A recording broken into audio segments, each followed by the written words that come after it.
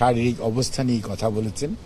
দেশের রাজনীতি নিয়ে তেমন কোনো কথা হয়নি। সন্ধ্যা 7টায় পাকিস্তানের উপপ্রধানমন্ত্রী এবং পররাষ্ট্রমন্ত্রী জনাব ইসাক দার এবং ওনার সাথে একটা প্রতিনিধি দল, পাকিস্তান স্থানীয় যে নতুন অ্যাম্বাসেডার এসেছেন ওনারা সহ, ওনারা 6 সদস্যের একটি প্রতিনিধি দল, বাংলাদেশ জাতীয়তাবাদী দলের চেয়ারম্যান, সাবেক 3বারের প্রধানমন্ত্রী দেশনেত্রী বেগম খালেদা জিয়ার যেহেতু অসুস্থ বাসায় আছেন, ওনারা শারীরিক অবস্থার খোঁজখবর নেওয়ার জন্য, কুশল বিনিময় করার জন্য ওনারা এসেছিলেন।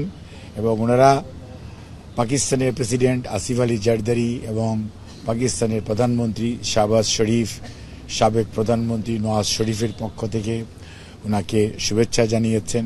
ওনার নিজের পক্ষ থেকেও জানিয়েছেন, পাকিস্তানের জনগণের পক্ষ থেকে। সর্বোপরি বাংলাদেশের সাথে পাকিস্তানের যে সম্পর্ক সেটি উল্লেখ করেছেন। বাট ওনার শারীরিক অবস্থা খোঁজ নেওয়ার জন্য, উনি যেহেতু দীর্ঘদিন যাবৎ অসুস্থ, সেজন্যে ওনার এসেছিলেন। ওনার চিকিৎসক হিসাবে আমরা যেটা দেখেছি সেটা হচ্ছে যে ওনার সাথে ওনার শারীরিক অবস্থা নিয়ে কথা বলেছেন। দেশের রাজনীতি নিয়ে তেমন কোনো কথা হয়নি, কেমন আছেন বা কেমন চলছে এই সমস্ত কথাই। বাট শারীরিক অবস্থা নিয়েই ওনারা কুশল বিনিময় করেছেন এবং একজন আরেকজনের খোঁজ নিয়েছেন এবং এক একজন সুস্থ থাকার জন্য উনিও দোয়া চেয়েছেন, ওনারাও দোয়া করছেন এবং করবেন এবং ওনার সুস্থতা কামনা করেন।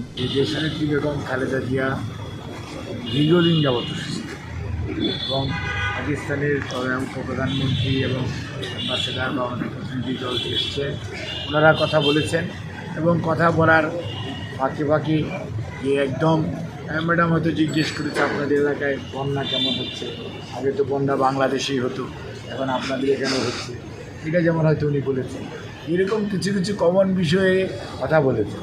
বাট ভার্চুয়ালি দেশের চলমান রাজনৈতিক অবস্থা এসব বিষয় নিয়ে আলোচনা হয় নাই। তবে সার্কের ব্যাপারে ওনারাও যেমন বলেছেন, ম্যাডামও সার্কের স্মৃতি রোমন্থন করেছেন, তার প্রতিষ্ঠাকালীন সময়ে কী অবস্থাটা ছিল এবং উনি শহীদ প্রেসিডেন্ট জিয়াউর রহমানকে সাথে নিয়ে যে সার্কের যে ঘোষণা এবং পরবর্তীতে ওনার পাকিস্তান সফর এবং বাংলাদেশেও পাকিস্তানের প্রেসিডেন্টের সফর, এগুলো নিয়ে ওনারা জাস্ট খালি আপনার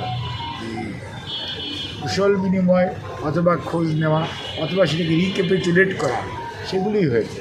স্বার্থ সংশ্লিষ্ট বিষয়ে ভবিষ্যতে যাতে দুদেশের মানুষের সাথে আরও আপনার সম্পর্ককে স্বাভাবিকরণ এবং একই আন্তর্জাতিক অঙ্গনে যাতে সবাই মিলিতভাবে কাজ করতে পারে, বাংলাদেশ তো নির্বাচনের দিকে যাচ্ছে, কাজেই সেটার মধ্যে নিশ্চয়ই এবং সেখানে আমাদের ভারপ্রাপ্ত চেয়ারম্যান জনাব তারেক রহমান সাহেব নেতৃত্ব দেবেন এবং সেই নেতৃত্বেই বাংলাদেশ জাতীয়তাবাদী দল এগিয়ে যাচ্ছে। বাংলাদেশ যেতে আগামী দিনে একটি সুন্দর রাজনৈতিক পরিবেশের দিকে এগিয়ে যাচ্ছে সে কথাটি আলোচিত হয়েছে এবং সেটাকে সবাই প্রশংসা। যেটি যখন সুযোগ সময় আসবে তখন ইনশাল্লাহ দেখতে পাবেন সার্ককে গতিশীল করার জন্য বাংলাদেশ জাতীয়তাবাদী দল তার যথাযথ ভূমিকা পালন করবে।